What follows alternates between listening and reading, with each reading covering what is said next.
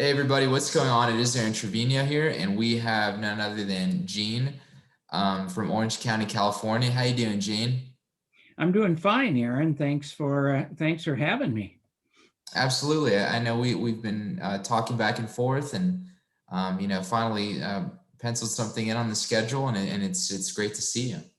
Good, good. It's good to be seen. That's a good option. No, that's great. I don't know what do I do know what time it is there, but it's just 5 o'clock here as we're recording that. So the day has been busy. There are a lot of people doing a lot of private placements, and luckily, knock on wood, luckily, our company is busy writing documents. It's great. Beautiful, Gene. Well, for those of us who aren't too familiar with you, would you introduce yourself, please? Sure, I'm Gene Trowbridge. Hi. Now, Aaron, let me tell you how I got to be where I am and why you would at least initially think you wanted to interview me. And then when it's over, you can decide if it was a good decision or not. Okay. Um, I came out of college as an accountant and didn't want to do that. So I went off to sell real estate. So I sold commercial real estate for about 10 years. And then I decided I wanted to be a syndicator.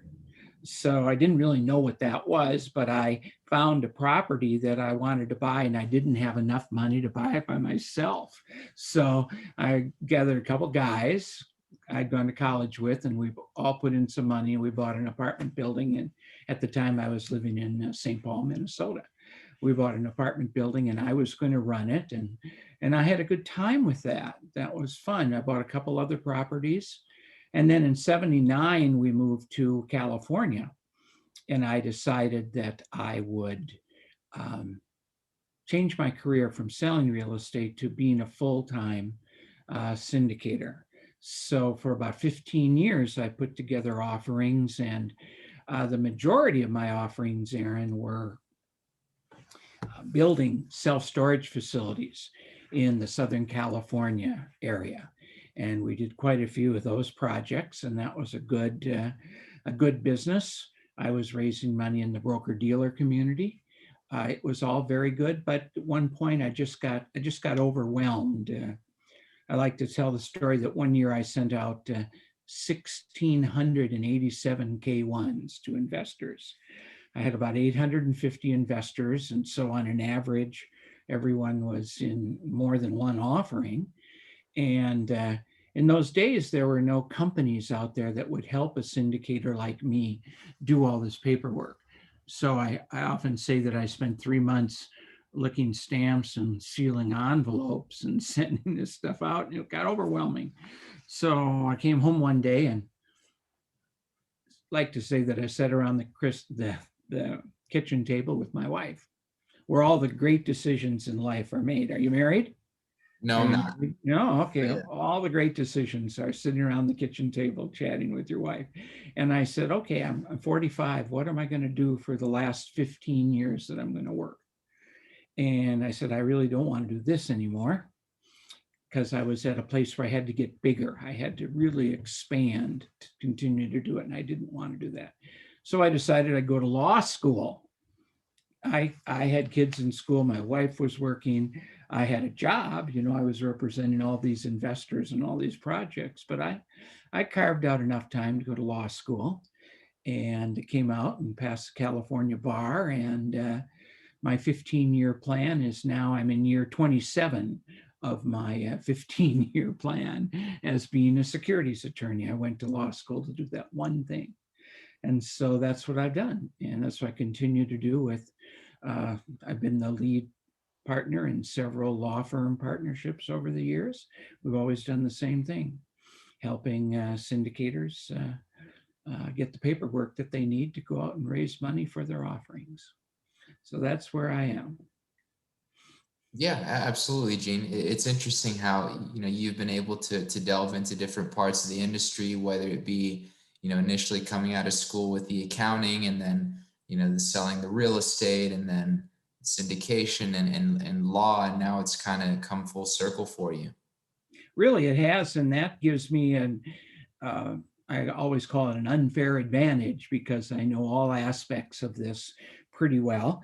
And it's allowed me to develop a pretty good clientele.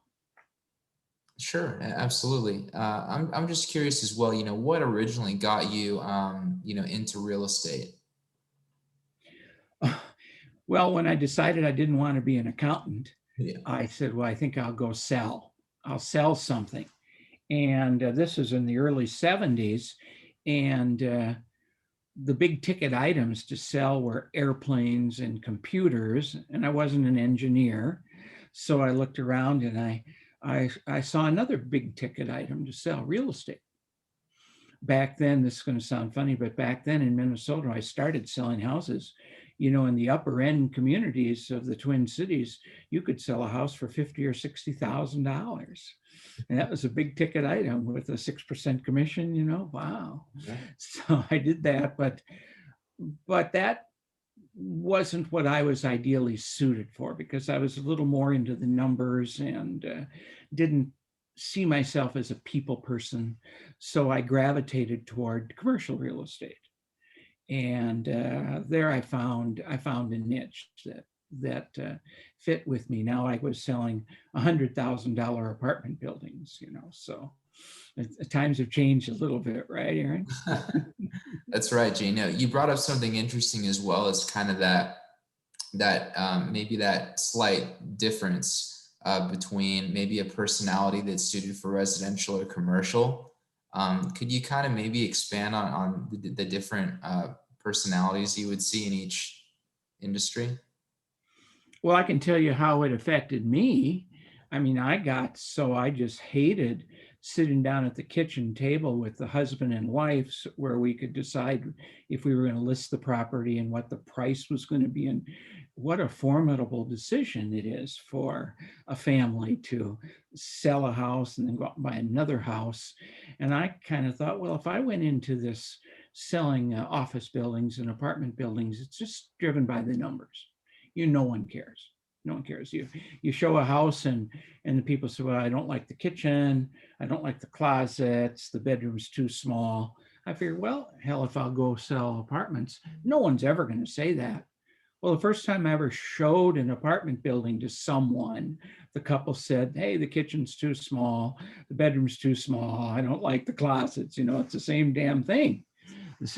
And I learned quickly that selling commercial real estate is just as much a people business as is selling houses. So I just had to step up my game. I had to learn a little bit more about that. And another thing I did, Aaron, when I was selling commercial real estate over this time and syndicating, is I went to some classes that were offered by a program called CCIM, Certified Commercial Investment Member, and it's an institute of the NAR, the National Association of Realtors, and I learned an awful lot about commercial real estate there. And then I went off to teach in that program. I taught for 40 years other people about commercial real estate, and I often say between teaching and what goes on in a classroom all those years, where you really have to listen and you have to interact with the students, and then going to law school, which teaches you that there's more than one side to every story. As the divorce attorneys say, there's three sides: his side, her side, and the truth. But in real life, there is there are different sides, and between learning the patience of being a teacher and understanding that there are two sides. This sounds a little corny, but I think I became a better guy. I became a better husband. I became a better father, and it's made a big difference in my life. Those two things that kind of came together in my 40s for me, and I a lot of work, but I think it's good. Sure, absolutely. You brought up a neat point about kind of being, I guess, being well-rounded and having those experiences made you a better husband and a better father, right? Yeah, no question about that. Yeah, yeah, absolutely. I mean, it seems like a big endeavor to take on. It's one thing to go to law school, but it's also another thing to, discover that calling later in life. And not only that, also having a wife and children as well. And a job, I started out going to night school. I thought I'd go part-time and I'd go at night, and I thought it'd take me about 4 years. And I found that for the first time really in my life, I was a good student. This stuff came to me quickly and I was organized. And so I started taking more classes, and I started at a time where just luckily I could take summer sessions. So I finished in 2.5 years what would have been a 4 year program, and went out and passed the bar the first time. So, and no one, I went to I didn't go to Harvard. I went to a small school in Orange County that actually has more attorneys practicing in Orange County than any other college, but it was ideally suited for an older guy with a life. And I got into a study group with 4 people my age who were all going to be second career somethings. There was a policeman, a software developer, a nurse, and myself. And we were all going to take whatever we knew and take it into the practice of law. And we studied hard, and we all passed the bar the first time. And in California, the pass rate in the bar is about 33%. So all 4 of us passed us the first time. So we must have done something right. Yeah, I believe it's the California bar is one of the hardest, if not the hardest in the nation. Piece of cake. Yeah. Piece of cake, Aaron. So anyhow, that got me into to pass the bar, and I was only going to do one thing. I wasn't going to do family law or corporate law. I was just going to do securities law. It's funny, Aaron, when I told the attorneys that I was using in my syndication business that I was going to quit being a syndicator and be an attorney, they all said, no, no, no, no, no. We want to do what you do. You're not going to want to do what we do. And I found that wasn't the truth. So I do a lot of business, helped a lot of clients. I love getting the clients come to me with what I call a homework call.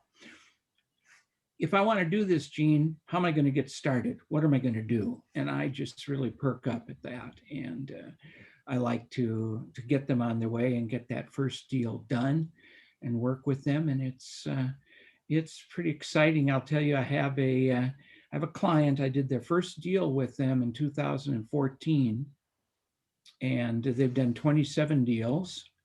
And then I have another client who was a syndicator before I met him, and he was looking for a different thing in an attorney than the arrangement he had. And I've done 127 offerings with this man and his company since 2014. 127. And he raises money in 506B, no advertising. All of his investors are accredited. And as of now, he's shut down bringing new investors into his pool. He has plenty of investors. He doesn't want to deal with new people. And, he raises $5 to $10 million in each and every deal. And so it's amazing. Yeah, that absolutely is amazing. Kind of seeing the magnitude of these deals. It's one thing to be doing flips or doing single family homes, and there's nothing wrong with that. But when you're dealing with $5 or $10 million, that's a big deal. One of the biggest deals, the biggest deal I've ever done was one man who came to me and he was going to do a blind pool to buy medical office buildings. Leased medical office buildings, and he had a network of family offices that he thought would be interested in that. And in 30 days, he raised $150 million without advertising. Wow. And the other side of the coin, I ran into a guy who teaches people how to invest in real estate, and he thought it would be fun if one of his classes was really to go out and do a deal. So he got 35 students to pitch in $10,000 each. That was the tuition. And with his $10,000, they had $360,000. And they went out and they researched and they bought a property and they rehabbed it and they rented it out and they sold it and they all made money. That was the class. How cool that was. Wow, that is pretty neat. You know, it's one thing to pencil something in a notebook, but when it comes to life like that, that's so much different. That's right. That's cool. Yeah, absolutely. I'm just curious as well, between syndication and law, you've kind of had experience in different facets of the industry. What speaks to you about law, or what made you want to take that leap into working in law? Well, I don't think it was any great calling into the law profession. I think it was a calling into I wasn't going to be a syndicator anymore. I didn't Yeah. want to do that anymore. And what do I know? Well, I know syndication. So why don't I see? I had no idea if I was going to pass the bar. I had no idea what my appetite for studying was going to be for 4 years. Why don't I see if I can pass the bar? And then I'll just go open a solo practice just by myself and see where it goes. And it went. Sure, absolutely. That makes a lot of sense. So, for those of us who aren't too familiar, would you explain what securities are and what they mean in this context? Sure. Um, without delving into the history too much, somewhere along the line, there was a court case, and the court case was designed to talk about what is an investment contract. Two words. In the in the definition of security in the securities laws, it starts out, a note, a stock, a bond, all those things that you kind of know about, where you turn your money over to someone else and they make it happen. But in the middle of it was this definition of investment contract. And they didn't really know what that was until there was a case in the 40s. And the Supreme Court decided that an investment contract was an investment of money in a common enterprise with an expectation of profit on the part of the investors, but someone else was going to do it and make it happen. So you really had passive investors putting their money into an LLC or a limited partnership, trying to buy an apartment building, but turning all the responsibility over to Gene or Aaron to run it, and you'd be called the syndicator. And that's really the determining factor of why it's a security. I mean, you and I could go out and buy a property ourselves, and we could agree to make all the major decisions ourselves unanimously. Well, that's not a security. I'd call that a member managed LLC. But if you and I decided to buy this property and it was in Austin and you were going to make all the decisions, then that would be a manager managed LLC. And because you're making the decisions, we've invested our money in this one building. I'm expecting a profit, but I'm turning it over to you. Well, there's a reason that the government would want to regulate that situation. Coming out of the Great Depression, the government wanted to make sure that when someone like me, a passive investor, was asked to make an investment, that I was given all the facts I needed ahead of time so I could make an informed decision, and that the person on the other end of the line wasn't a crook, right? So there's two securities laws. One regulates the documents, and one regulates the people who sell the securities. And we still have those same laws today, and they're basically the same with some minor tweaks over the last 80, 90 years.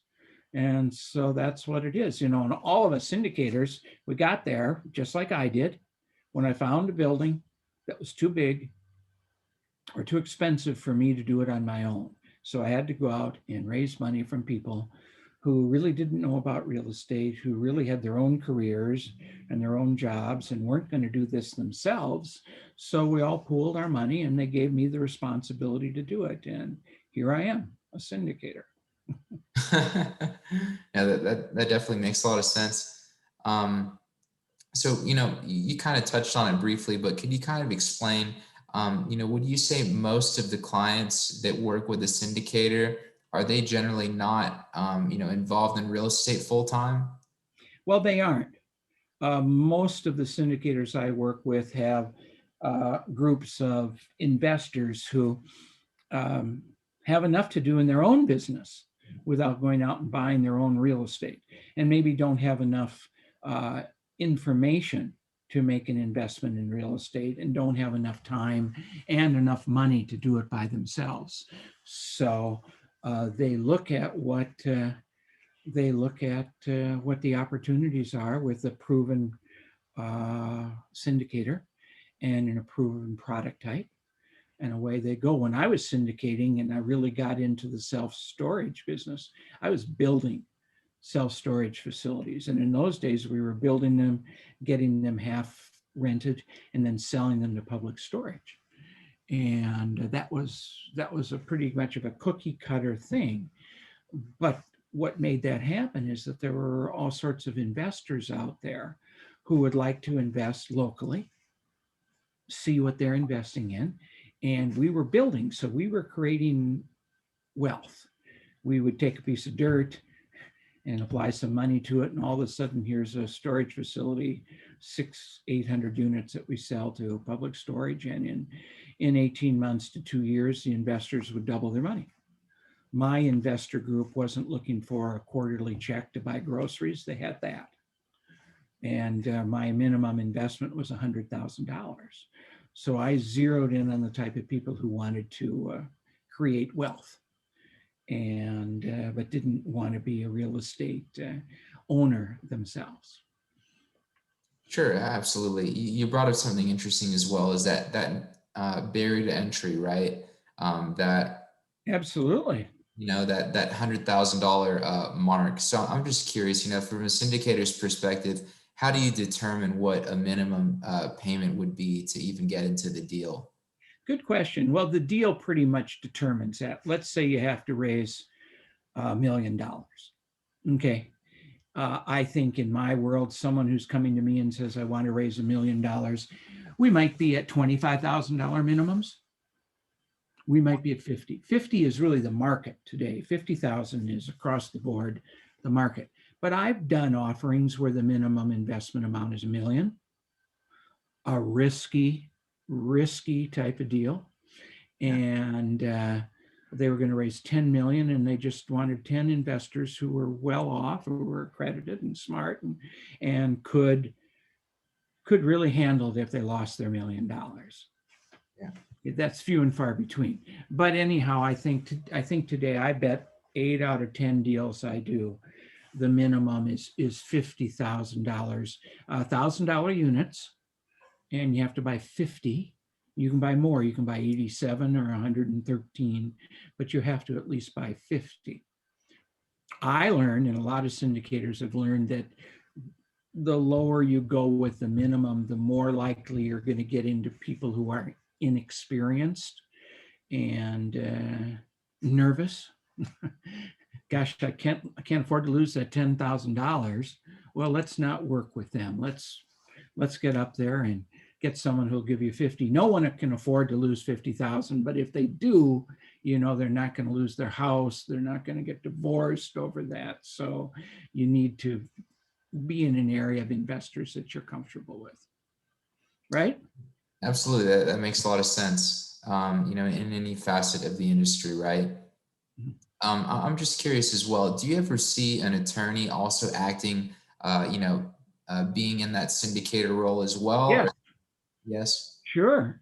I have an acquaintance in Dallas who's a very strong syndication attorney who does his own offerings. And that's something that that's a business decision. And that's something that I thought about when I went to law school. Well, when I come out, will I continue to do my own? And if I was going to continue to do my own, I would have done that and not gone to law school. So no, I'm not going to do my own. and I'm not going to invest in anyone else's offerings because there would be conflicts. If people came to me to do the legal work, would they expect me to be invest with them? Because, hell, they knew I invested in Aaron's deal. Why won't you invest in my deal? And if I'm doing the legal work and I'm investing, Aaron, I could just see them tell the investors, well, even our attorney has invested in this. And I think that's trouble. So I keep, plus I'm 72 years old. I don't need to do any more investing. I'm right where I want to be right now. Fair enough. Fair enough. So in terms of the legal legwork that you're doing, let's say we have 50 people in a syndication. I mean, are you drafting the documents for all 50 people, or what are you specifically? One document, the private placement memorandum, is a document that tells the story. Okay. And I draft that. And then there's got to be the operating agreement, which tells all the investors how that story is going to be run. What are the rules so that we come with the outcome that we talk about in the story? I draft that. I form the LLC for the investor. I draft something called a subscription booklet, which is really the investor's offer to the syndicator. I'm happy to invest $50,000, and here's my questionnaire to show you that I'm capable of doing this, and I know what I'm doing. So the offering questionnaire, and so I draft those documents, and then we go forward and we file whatever securities filings are needed at either the SEC or the state. And we do that. So that's a 3 or 4 week process. So I draft all the documents. I haven't mentioned how big this business is. I was looking at some figures. I'm preparing for a presentation tomorrow somewhere. And the last 12 months that the SEC measured, the SEC gets a document from us when we do a syndication, so they know who's syndicating. In case someone calls them and say, hey, I invested in this deal, it went bad, I need to get a hold of Trowbridge. They need to know how to get a hold of Trowbridge, right? So in the last 12 months figures, the private placement business that we're talking about here, Aaron, raised $1.8 trillion, which is 7 times more new money than all the IPOs raised in that same 12-month period on Wall Street. $1.8 trillion, not all real estate, but every business, small business, 400 employees, 500 employees, when they go to the capital market, they really can't go to Wall Street. Not everyone's a Google or whatever. So they go out to do their private placements, and they raise money. It's just amazing. In the area I'm in, which is Regulation D, which allows people to do offerings where you don't need the SEC to approve what you're doing. You just tell them that you've done it. It's called an exempt offering. You're exempt from the SEC regulations, really. 99% of the money of that 1.8 trillion is raised in Regulation D, which is the marketplace I'm in. So there's plenty of business out there to write those documents. Plenty of business. Sure. I knew it was a big industry, but I didn't realize that it was that vast, right? Isn't that amazing? That's just amazing. And the average size of an offering is only 14 investors. So there's got to be some big offerings out there where companies, put 25, 50 million for their share, and then they go and do something.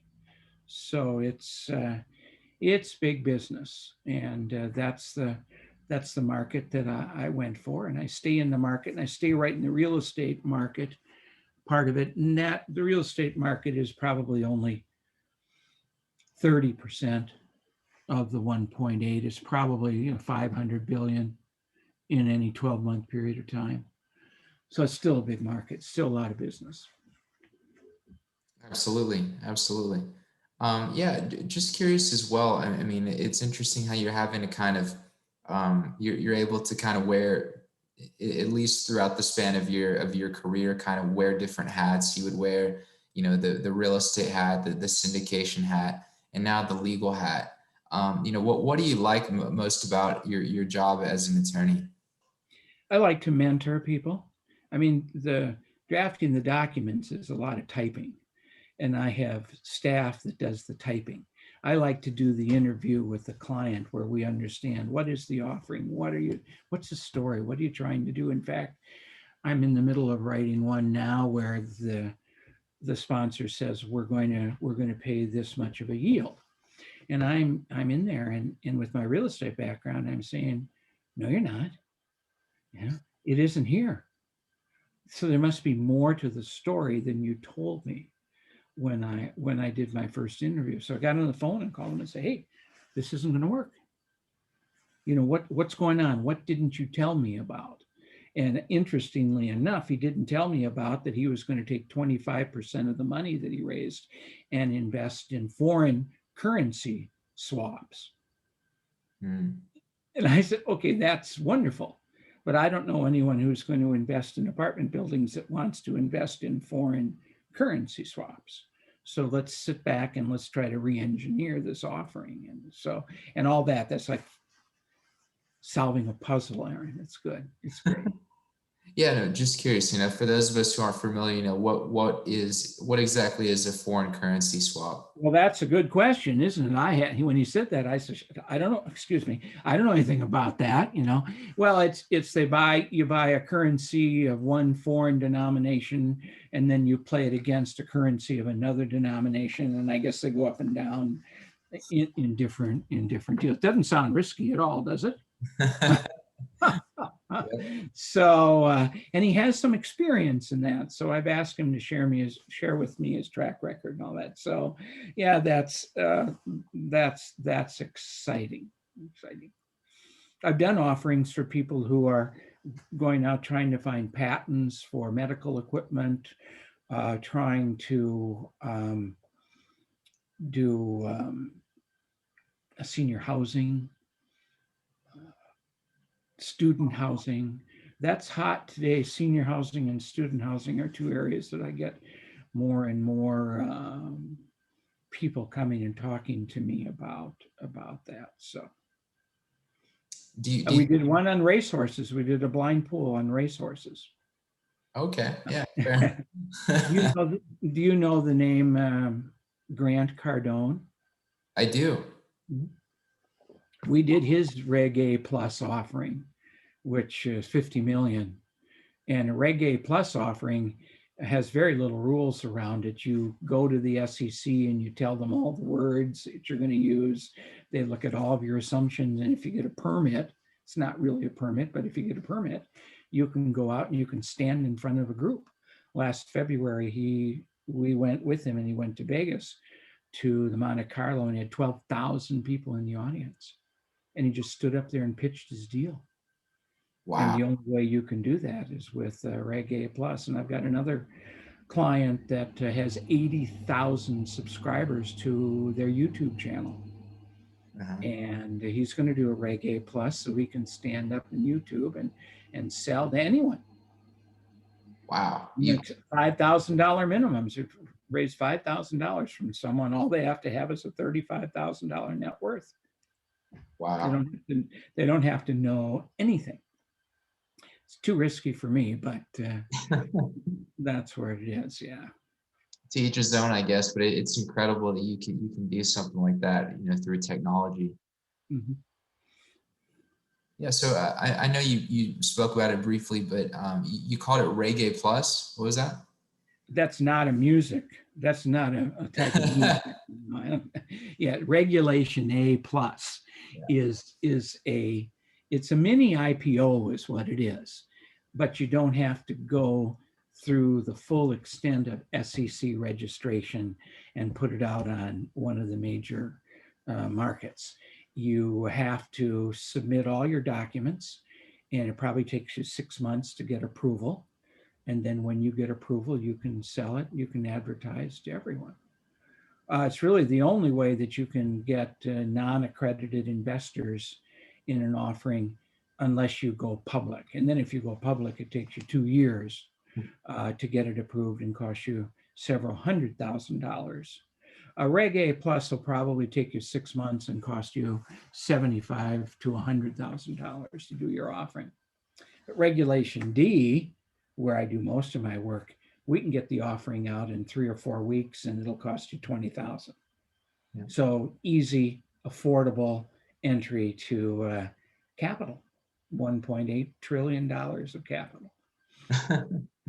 Absolutely. So you have, you called it A and then D. What are the others? Are there any other? Oh no, Regulation D was just started way back when the securities laws were passed because they felt that there was a group of investors that did not need government's protection, rich and smart. And so they made that Regulation D had a set of rules. And in 1981, there was a big change in the rules, and the Jobs Act was a change in the rules. What they're doing now in Regulation D is they're trying to loosen it up a little bit to promote capital formation. So it'll be interesting to see what happens with the SEC now with the new administration, who's going to be in charge of the SEC.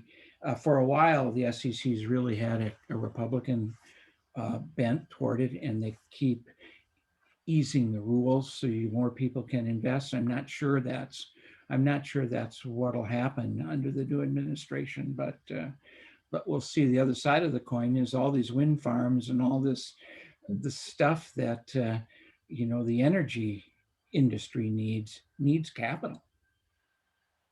And we're not China. The government's not going to fund it, so people are going to have to fund it. So I imagine there still will be capital raising incentives. Yeah, I would imagine. I'm actually from a town on the coast of the Gulf of Mexico, so it's very windy, and we have a lot of wind farms out there. But I never thought about where is this capital coming from? Yeah, someone's got to do that. Isn't that interesting? And I'm not going to be political here, but all the batteries that it's going to take to run all this stuff, how do you charge them? Electricity. Where do you get the electricity? Are you going to count on having your Tesla fully charged tomorrow morning when you get up and go to work? Are you going to count on the wind farms? I don't know. And another thing I've thought about, we're very conscious of environmental things. Where are we going to dispose of all? Have you ever looked at a Tesla battery? No. Where the hell are you going to dispose of that when it's no longer useful? We're going to ship it to the moon, or probably put it out in the middle of Nevada somewhere is probably what they're going to do in some landfill. There's a lot of questions. That's a very interesting discussion. And there's all sorts of offerings out there in the energy world. Cannabis, all sorts of offerings out there in the cannabis field. A lot of things that people invest in. Sure, that's really at least for people right now where we are in 2021. That's kind of a gray area is with the cannabis. Do you see that kind of being an emerging market? Well, I think it is. I think the problem we have is the federal government says one thing and the state governments say another thing. And it's hard to go open a bank account at a federal bank if you're in the cannabis business, which is illegal under federal rules. So you have to go to the state bank somewhere and do it. And so it's a can of worms.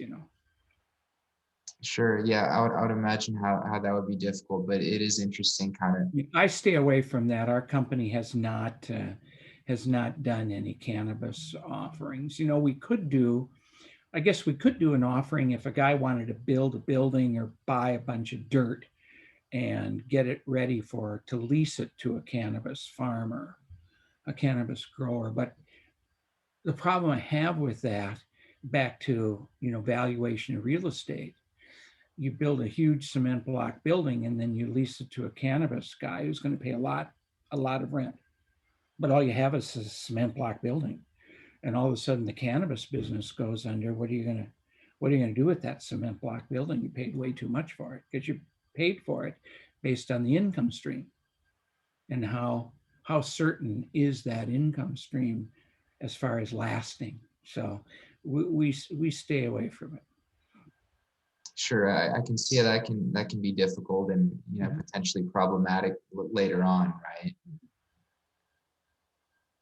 Yeah, absolutely, Gene. Well, what are you? I know you've kind of talked about it a bit about what you specifically do, what you've done with syndications, what you do in law. What are you looking forward to this year in 2021? Looking forward to do more business. Like I said, I'm 72, and I'm way past my 15-year expectation of working, but I'd like to slow down a little bit. I'd like to by 75 um, have a firm that's virtual. This whole COVID thing was great for me. We all went virtual. I have a partner that's up in San Francisco. My office manager has just decided to leave San Diego and go to College Station, Texas. And another one of my IT guy who's been in Temecula, the wine country out there, is going to go to Boston. And I have a meeting planner who's in Nashville, and so we're virtual. So it came just at the right time. And what I need to do is I probably need to generate one or two income generating partners. So maybe there's four of us on the partner level when I kind of slow down and get my royalties, because it'll always have my name. Okay, and so I'll always do something, and I'll always get clients. I think my clients will retire before I do. So that's what I'm trying to do. I'd like, I always say I don't make New Year's resolutions, but I always think, this year I'm going to spend more time with my wife, more time with my family. I have a daughter who's living with us now because of the COVID, and so the three of us are here. And I see there's stuff to do. There's things to do. 3 years ago, my wife and I went to Russia. 2 years ago, I sent my wife and my daughter to Paris. In 2019, Emily, my daughter, and I went to China for 2 weeks. So there's things to do. You don't always have to work, but you can't do that if you haven't built support staff. And I built a support staff, so things go. That's what I want to do. I want to kind of replace myself. Yeah, no, you brought up an interesting part. Is it kind of seems like, at least in the legal field, you're dealing with a lot of moving pieces. You're dealing with a lot of paperwork. But are you fully digital, or are you still? I mean, to me, Well, we provide everything electronically. We provide basically uh, protected PDFs to all of our clients, all the final documents. We've got to protect them so no one can change. There can only be one original document. And then they take those documents now, and there are platforms where they put the documents on the platform, and the investors go to the platform and read and invest electronically. And so it's come a long way since, like I said, when I was licking in 1,687 stamps, there was no back office support. Now there are all sorts of companies that'll do that for you. And you would never send the K1s out by postage. You email, or you put them in the portal, and the investor goes and downloads them and sends them to the CPA. So it's changed. It's changed quite a bit. sure, And I it's never go to court. I haven't gone to court well, the first year I was an attorney, I went to court twice because I was trying to help out some friends of my wife who were getting divorced. And I said, that's enough of that. So I don't go to court. It's just a consulting, mentoring, and paper pushing business. fair enough. Fair enough. Yeah, it's great that you're able to offer that, that advice, and be able to consult people, and basically, what did you say? You called it homework? What was it? The Yeah, homework? they call me for their homework. Their homework. And I want to know what I need to know before I get started. And I say, okay, this is your homework call. I'll work with you on this. So that's good. That's right. Education-based marketing, Aaron, education-based marketing. Everything I try to do in the public eye is geared toward educating them, and hopefully that'll turn them into at least inviting me to bid on doing their work. Sure, absolutely, Gene. So I'm just curious, in terms of, doing that information-based marketing or, giving people homework, what do you like your clients to know before them potentially working with you? Well, I think they need to know that they've gone into the securities business. And I think that's an eye opener. I mean, the most common question I get is someone calls me, Trevor, and says, "Hey, Gene, I want to put 4 or 5 people together to buy this apartment house, and I want to run it, but I don't want it to be a syndication." I said, "Well, that's the wrong question. 2 people investing together is a syndication. What you don't want it to be is a security. Isn't that right?" "Yeah, I don't want all that paperwork." Well, you put 4 or 5 people together and you're going to make the decisions. It's people investing their money in a common enterprise with an expectation of profits through your efforts. The only way you can do that is not be the boss. Do everything where all the decisions are unanimous. And how are you going to do that with 5, 6, 8, 10, 85 people? You're not going to do it, and you're not going to get paid. If you're not willing to be the boss, you're not going to get paid. So just suck it up. It's a security. And now let me tell you, now that you're in the securities world, do you want to do this? A lot of people can't be syndicators. They just should not be syndicators. Their frame of mind, their financial capabilities, they just should not be syndicators. Just like every property, talking about real estate, shouldn't be a syndicated property. So my public service that I do is talking people out of being a syndicator. If Yeah, I find someone that I really think is wrong, I'll try to educate the hell out of them and tell them, don't do this. Right. no, absolutely, Gene. I'm just curious as well, what, to you, from an attorney's perspective, what makes a good syndicator or a good syndicator to work with? Well, they have to listen. The syndication business, I'm in the real estate syndication world. It's not really about the real estate. It's about the fact that you raised $50,000 from 20 people, and you told them we're going to own this property for 7 years. What do you think is going to happen in that group of 20 people in the next 7 years? Shit happens, right? Yeah. Things happen. So you've got to listen to it. You're really in the people business. You're really in the people business. You can find a property manager, you can get a banker to handle the loan, you can hire an asset manager, you can hire a carpenter, but you can't hire anyone to answer the questions of your investors because they think you have their money. I learned that long and hard when I was a syndicator. The minute things went bad, well, you've got our money. Well, no, I don't have your money, but your money is in concrete tilt-up walls surrounding this mini storage project we built. I don't have your money. We're not a bank, so. Yep. That makes a lot of sense. That, just that listening component and being able to answer the questions. Mhm. Yeah, absolutely, Gene. Well, is there So anything? this has been fun. Yeah, no, it's been a pleasure having you. Is there anything else that you'd like to say that you already haven't?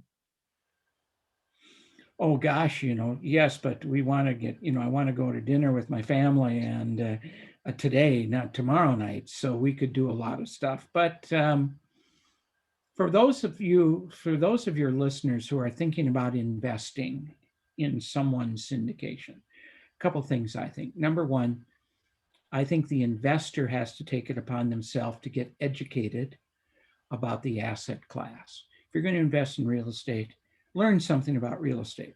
The syndicator is not going to teach you about real estate.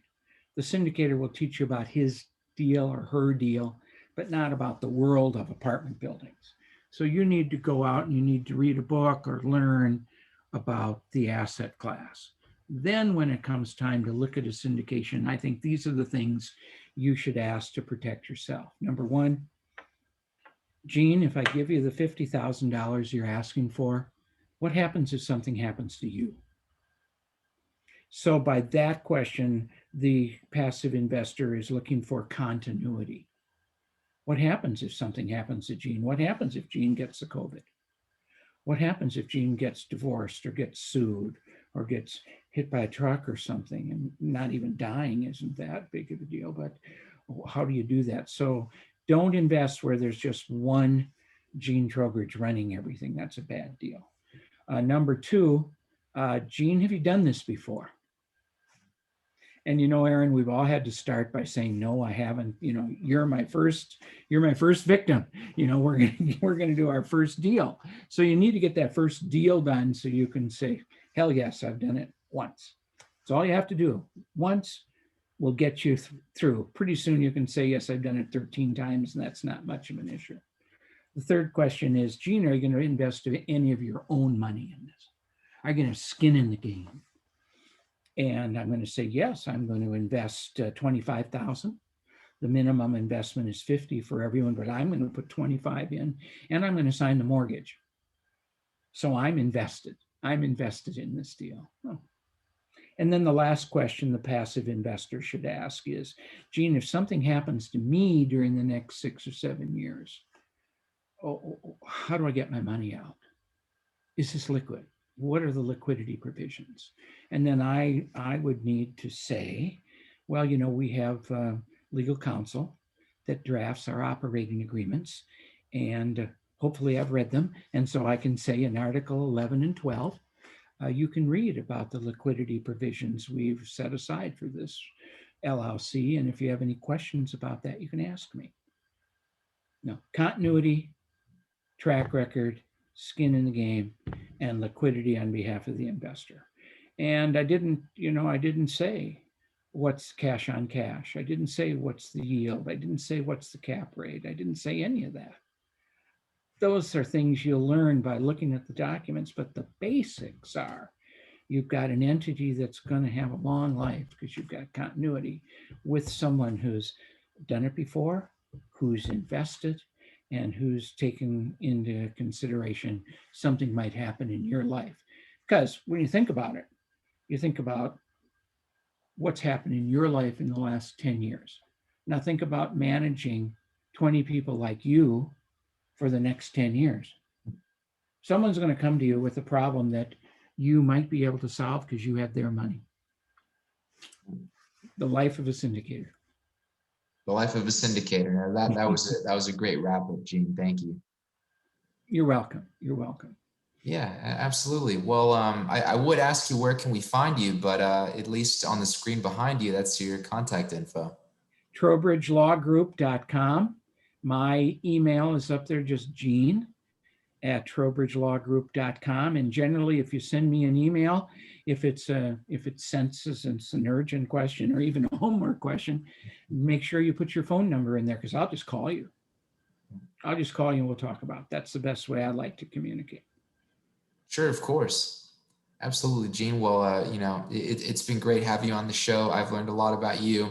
Multifamily syndication, a bit of stepping into the legal mind, understanding what you do, and you've been a terrific guest. So thank you so much. Well, thanks for having me, Aaron. I'll look forward to watching this when you play it. Be sure to tell me when it's going to play, and I'll pass it on to my listeners. Okay. Sounds great, Gene. Thank you so much. We'll talk to you later. Okay. Bye, Aaron. Bye.